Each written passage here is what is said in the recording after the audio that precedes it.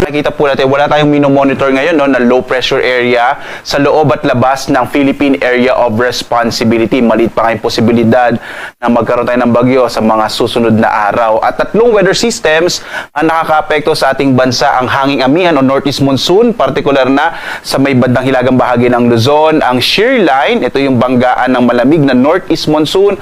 At ang mamainit na easterlies o yung hangin nagmumula sa karagatang Pasipiko ay nakakaapekto partikular na sa may silangang bahagi ng Central at Southern Luzon, habang easterlies ang makakaapekto sa malaking bahagi ng ating bansa. Malaki ngayong posibilidad ng mga pag-ulan, partikular na sa may bahagi ng Aurora at Quezon, dulot ng shear line, habang makikita nyo po itong mga kaulapan sa may silangang bahagi ng Mindanao. Magdadala naman ito ng mga pag-ulan sa Caraga at Davao Region. Malaking bahagi naman ng ating bansa ay makararanas ng mas maliwalas sa panahon, bagamat posible pa rin yung mga localized thunderstorms, lalong-lalo na sa Visayas at Mindanao, habang mga light rains naman sa may bahagi ng Luzon, dulot yan ng northeast monsoon o yung hanging amihan.